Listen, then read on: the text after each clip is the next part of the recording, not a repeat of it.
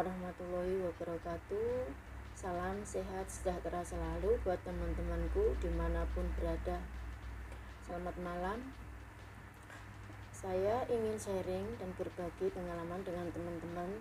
Adakah yang sama dengan pengalaman saya atau beberapa teman yang tadi saya hubungi untuk memastikan bagaimana pendapat majikan teman-teman, terus di mana agennya gitu, tentang ujian TOCFL ini, tentang APRC yang sekarang lagi marak-maraknya. Banyak temen yang nggak paham, karena saya sendiri juga lagi proses.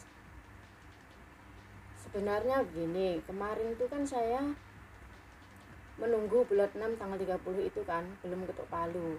Nah ternyata sudah ada perpanjangan secara otomatis dari pemerintah Taiwan.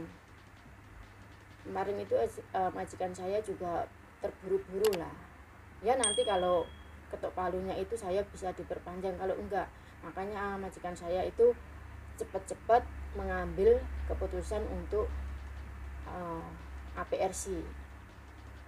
Karena yang 15 tahun, 14 tahun nanti satu-satunya jalan itu ya hanya dengan proses APRC ini bisa diperpanjang begitu. Terus sekarang ini yang saya mau sharing, kenapa teman-teman ada yang 6 tahun lebih itu kok ikut-ikutan ambil yang ujian TOCFL itu ya. Bagi kita sih yang mau finish kontrak ini ya memang satu-satunya jalan harus proses APRC ini. Tapi yang ujian TOCFL itu juga terbuka untuk teman-teman yang sudah 6 tahun ke atas, bahkan ya itu untuk umum gitu loh.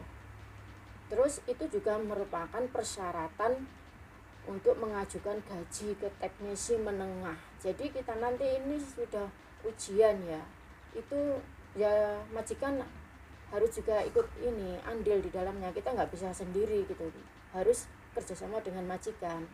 Kalau majikan kita setuju untuk proses ini, ya kita bisa mengajukan ke teknisi menengah itu. Terus begini, tadi saya juga tanya agen saya, apa benar agen itu sama pemerintah hanya diizinkan memungut biaya 2000 NT? Agen saya bilang itu benar. Saya jual的这么小的钱. Agen saya juga nggak mau ambil yang begitu, yang cuma sedikit katanya itu untungnya, ngapain juga ngurusin yang kayak gitu. Nah terus begini, kok saya dengar banyak temen ya yang ini majikannya itu bayar 30.000 untuk mengajukan ini gaji ke lotongku itu 24.000 ke atas. Itu majikan dimintain agen itu 30.000. Terus saya nggak banyak pertanyaan kayak itu teman-teman yang di grup yang ini saya selaku adminnya ya, yang saya buat untuk teman-teman berkumpul di sana tentang sharing ini ujian TOCFL untuk kedepannya itu gimana. Kita itu berkumpul di suatu grup untuk sharing ya, karena kita di sini tuh tahu sendirilah, agen kan tahu sendiri kita tetap bayar lah kalau pakai agen gitu. Nah terus yang utama di sini yang saya ini ya sama majikan saya rada getem juga sih sama agen ya. Jadi namanya agen dimana-mana pun juga ini ya harus ada keuntungan gitu loh. Ya memang agen saya nggak begitu mengambil keuntungan banyak. Saya tanya, dimana kalau teman-teman saya itu ada yang pengen diurus supaya biayanya itu nggak begitu mahal gitu kan. Banyak ada kala yang agennya itu ugal-ugalan minta biayanya itu 30.000 dibebankan majikan. Terus nanti mbaknya itu yang pekerja migrannya itu dimintain berapa saya nggak tahu, tapi agen saya tadi bilang ke saya itu 20.000 dibebankan majikan, terus dibebankan pekerja migrannya itu 1.000. Itu maksudnya di mana saya juga nggak paham, karena ini masih jauh ya kedepannya itu prosesnya di mana. Saya juga nggak begitu antusias untuk mengetahui ini. Kayaknya majikan saya sudah memberi keputusan untuk proses sendiri. setelah majikan saya telepon agent. Itu keputusannya begini, agent itu bilang sama majikan saya, lebih baik diperpanjang saja, lebih centan, lebih mudah, nggak ribet begitu. Loh, majikan saya kan juga berpikir, ya ini kan saya posisinya sudah 15 tahun, memang ada perpanjangan 1 tahun. Lah tahu sendiri kan untuk mengurus APRC ini persyaratannya bagaimana, majikan saya lebih tahu. Bilang sama saya, nanti bulan 7 setelah sertifikatnya keluar, nanti saya urus sendiri. Soalnya untuk mengajukan ini, kamu kan finish kontraknya kan bulan 11. Majikan saya itu bilangnya ke saya begitu, bulan 11 itu 2 bulan sebelumnya saya nanti mulai proses untuk mengajukan ini ke Lautungpu. Jadi buat teman-teman ya, perhatikan baik-baik lah, yang teliti. Soalnya ada teman juga yang telah tanya langsung ke Lautungpu, itu bertanya tentang sertifikat TOCFL itu cuma berlaku 1 tahun masanya gitu loh. Terus nanti setelah ujian ini itu menunggu hasil sertifikatnya itu kurang lebih ya 45 hari. Jadi bisa dikira-kira sendiri lah prosesnya teman-teman itu bagaimana. Setiap teman-teman kita di sini kan nggak sama masa kontrak habisnya begitu. Nah terus ini saran dari saya pribadi ya, untuk teman-teman yang gajinya 17.000, kalau sudah 6 tahun ke atas di majikan itu, seandainya teman-teman sudah ujian TOCFL ya, mau finish sebelum 4 bulan atau 3 bulan sebelumnya itu bilang sama majikan, nego gaji 24.000 yang seperti yang sudah sekarang ini lagi maraknya kan, sudah ada beritanya itu 24.000 itu minimal, itu gaji yang standar. Itu teknisi menengah itu minta nego gaji sendiri sama majikan. Kalau majikan nggak mau, lebih baik pindah. Agent banyak kok di luar juga yang ini siap membantu. Terus majikan juga susah kan, mau cari pembantu dari Indonesia yang datang ke sini itu mendatangkan lebih mahal. Jadi mustahil lah kalau majikan itu nggak mau nambahin gaji. Itu saran saya dari saya sendiri pribadi ya, menyarankan teman-teman yang gajinya masih 17.000 itu. Saya pernah bilang sama agent saya, teman-teman saya itu masih banyak gajinya yang 17.000. Kata agent saya itu, mana ada sekarang gaji 17.000. Jujur agent saya itu kalau ini ya, sekarang ini minimal itu 21-22 lah. Waktu saya pindah kemarin itu dibantu nego sama majikan itu 21-22. Kalau mau lebih tinggi itu nego sendiri sama majikannya. Kalau oke, majikannya oke, nanti sama ini agent juga dibuatkan itu list standar gajinya yang sesuai sendiri, teman nego sama ini majikan begitu. Itu harus teman-teman sendiri memang yang harus nego. Ya pinter-pinter kita sendirilah, nasib kita sendiri yang kita perjuangkan di sini. Kalau menggantungkan agent itu kayaknya enggak ini ya, harus kita berusaha sendirilah. Paling enggak ya nego sendiri. Kalau majikan enggak mau naikin, lebih baik pindah. Soalnya kita begini ya, kalau teman-teman pindah, otomatis majikan nanti juga ambil baru dia juga mengeluarkan uang banyak untuk agensi sendiri juga beruntung. Soalnya ada anak yang baru masuk, terus teman sendiri pindah, itu agent mencarikan juga, agent itu untungnya 2 kali, mencarikan job teman, terus ada dari majikan yang keluar itu masuk, begitu ada keuntungan dua kali lipat lah.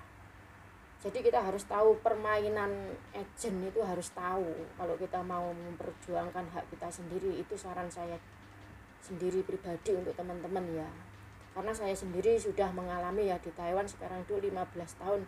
Jatuh bangunnya saya di mana di Taiwan itu saya tahu. Bahkan saya sendiri debat sama majikan sama agent pernah juga saya lakukan. Majikan itu nyuruh saya pulang, nggak mau nyuruh saya pulang proses dari awal. Mana ada orang yang bodoh disuruh pulang proses dari awal. Ya saya ancam balik, saya nggak bakal pulang, melainkan saya kabur. Kalau kamu kabur, kamu juga nggak bisa ambil pembantu. Hitung aja sendiri, kalau kamu kabur itu berapa bayaran yang harus kamu keluarkan untuk setiap hari. Mengambil orang itu nggak mudah, apalagi kalau pembantunya kabur atau pekerja migrannya kabur, itu kan majikan juga ini kena sanksi dari pemerintah ya. Kenapa itu pembantunya bisa kabur? Coba kalau saya jaga kakek dulu itu kabur, saya pernah ini baju saya itu sudah saya titipkan ke toko Indo dan teman saya itu nanti yang ngambil, itu sudah 1 bulan. Waktu itu saya itu mau direct hearing ya, mau direct hearing itu sudah 2 bulan, masa saya sudah 2 bulan, itu belum ada keputusan dari majikan. Kamu ini mau ini direct hearing bagi saya enggak, soalnya waktu itu pas saya proses mau direct hearing itu gaji naik ya, itu kan sudah keputusan pemerintah Taiwan. Jadi saya nggak mau kalau nggak digaji naik, itu sudah keputusan dari pemerintah Taiwan. Ya mungkin buat teman-teman itu yang penting ini ada kong kali kong sama majikan direct hearing itu saya nggak mau. Waktu itu kan benar-benar sudah pemerintah Taiwan yang ini. Terus kalau saya gaji nggak naik ya saya nggak mau gitu loh, nggak mau nggak mau jaga kakek lah, soalnya kakek sendiri yang gaji saya itu berapapun dia mau menaikkan gaji saya. Jadi majikan nggak bisa ini ya majikan ya saya bawa ke KDEI untuk tanda tangan, untuk apa itu ya resmi gaji 21. Itu saya debat sama agent sama majikan juga sih. Masa udah ini disuruh pulang terus proses dari awal, siapa yang mau disuruh pulang proses dari awal ya, mendingan kan ganti majikan baru. Orang aku di situ juga bapakmu nggak pernah tidur tiap malam, aku bilang begitu sama majikan. Ya agent saya bilang sama majikan ya saya mau nomor benar gitu. Ya aku nggak begitu bodoh lah, masa ini sudah di Taiwan suruh pulang proses dari awal, mana ada orang yang sebodoh itu gitu. Ya aku bilang yo nggak apa-apa lah, kamu sekarang mau ambil saya atau enggak gitu. Kalau nggak mau ambil saya ya udah, tapi saya mau kabur itu ya bilang saya, tapi siap-siap aja kalau nanti saya kabur kamu bisa nggak cari orang. Aku juga balas sama majikan kayak gitu. Majikan terus nggak bisa ini kan ya oke lah ya, gimana ya, di sini kalau aku sih orangnya cuek ya, orang mau suka sama aku silahkan, nggak suka ya udah. Kalau aku benar di tempat yang benar aku nggak takut, selama aku di tempat yang benar aku nggak takut.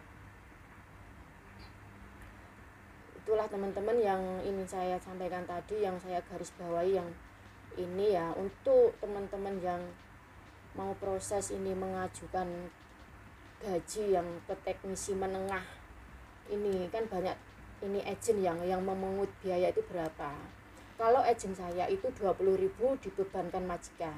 Tapi untuk informasi selanjutnya jika ingin teman-teman lewat agent saya kasih nomornya dan silahkan hubungi sendiri agent saya. Soalnya agent saya ini asli orang Taiwan dan sudah lama nggak ada penerjemah Indonesianya. Jadi kalau ada masalah itu ya dengan anak-anak yang baru di agent saya itu meminta tolong untuk membantu itu anak-anaknya yang baru ngomong sama majikannya begitu kalau ada masalah itu. Jadi yang sudah ikut sama agent saya itu yang lama-lama, yang 17 tahun, yang 15 tahun gitu. Saya sering juga ini ya, pernah juga diajak agent saya itu untuk menjelaskan teman baru yang datang itu juga ada masalah dulu sama majikannya. Ya untuk saya pesan pribadi sama teman-teman untuk proses ke pengajuan gaji yang untuk teknisi menengah ini, lebih baik ya cari agent yang nggak begitu ugal-ugalan minta bayaran begitu. Kemarin saya ada dengar teman-teman yang di grup itu yang waktu ujian TOCFL itu ya, ada yang dimintain dari teman-temannya itu yang 25.000 yang bayar itu majikan, 25.000 yang bayar itu pekerja migrannya. Terus ada teman kemarin tuh yang telepon langsung ke saya, majikannya itu bayarnya 30.000, terus pekerja migrannya berapa saya nggak tahu. Kalau yang ini yang saya hubungi ya, yang teleponan sama saya Terus saya jelaskan kalau agent saya mintanya itu 20.000 dibebankan majikan. Terus yang dibebankan pekerja migran itu 1000 NT. Itu nanti tiap tahun selama 5 tahun itu, atau itu saya juga kurang paham karena saya nggak mau begitu banyak mengetahui itu. Saya sendiri sekarang lagi proses begitu loh. Saya maunya itu bertahap. Ini saya pun belum belajar yang 20 jam. Padahal juga udah ini ujian. Aku nunggu sertifikat itu nanti keluar, saya baru belajar. Terus yang ada teman juga yang nanya ya, ini nanti ke teknisi menengah itu kita sudah dapat APRC belum? Itu nggak semudah itu teman-teman. Tadi agent saya jelasin itu nomor centan. Terus kalau kita sudah dapatkan gaji standar yang pemerintah Taiwan tetapkan 24.000 ke atas itu, lah itu nanti selama 5 tahun itu kita baru bisa mengajukan APRC. Dan dalam 5 tahun ini nanti kita kalau melakukan tindakan kriminal kayak kejahatan kayak apa itu, sudah pasti kita nggak bisa proses APRC-nya, itu gagal. Itu kata agent tuh kayak gitu. Jadi selama 5 tahun ini nanti kita itu juga masih dalam proses gitu untuk mendapatkan APRC itu. Itu kurang lebihnya tadi saya sama agent saya ngobrol. Terus majikan saya juga memastikan kalau nanti setelah ujian TOCFL-nya itu sertifikatnya udah diterima, dia sendiri yang mengurus, nggak pakai agensi gitu. Soalnya agensi saya tadi bilang ke saya, kalau majikan kamu nggak menghubungi saya, aku sudah nggak peduli sama kamu, entah kamu diurus sendiri atau pakai agensi lain, begitu lah. Terus saya bilang ke majikan saya ya menjelaskan ke agent lah, kalau pakai agent itu berapa. Soalnya tadi kan saya sudah ngobrol kalau pakai agent 20.000, dia bilang ke saya begitu. Saya jelaskan ke majikan sendiri lebih detailnya telepon agent. Terus majikan saya ngasih tahu saya begitu. Seharusnya itu agent itu memihak ke kita, melihat kita itu di sini berapa tahun, masa belum cukup uang segitu banyak, tiap bulan itu 1.500 begitu. Ya udah nanti setelah ujian sertifikatnya keluar, saya yang urus sendiri ya. Semoga saja ini nanti proses saya lancar ya teman-teman, dan teman-teman semuanya nanti juga prosesnya lancar. Yang bagi yang masih ada gaji 17.000, pinter-pinter nego gaji. Ini kalau agent saya itu menawarkan gaji ya sekitar itu 21, 22 begitu. Tapi kalau ingin tinggi ya itu menawarkan ke majikannya langsung itu begitu. Tapi kalau ingin nego gaji sendiri sama majikan, terserah teman-teman sama majikan sendiri. Kalau oke deal 26 atau 27 atau 25.000, nah itu agent saya baru ini membuatkan daftar gaji, list daftar gajinya begitu. Kurang lebihnya ini percakapan tentang APRC, TOCFL atau teknisi menengah yang saya bahas hari ini. Kalau ada kata-kata yang nggak berkenan atau salah, saya sendiri juga proses ya. Saya tanya sana tanya sini sama teman-teman untuk membuat konten ini. Saya masih banyak ini, enggak saya pribadi, saya itu banyak sharing dulu sama majikan teman-teman yang sana itu di mana. Yang teman saya yang sudah 17 tahun sekarang juga ngurus ini di mana, agent kamu minta berapa, itu urusan majikan saya nggak tahu. Coba saya nanti tanyakan ya, Mbak, untuk majikan Mbak itu pakai agensi itu ngurus berapa uang biayanya gitu, berapa ribu. Karena saya ingin membuat konten ini juga saya harus real mendapatkan berita atau sumber info dari teman-teman yang sekarang lagi proses juga.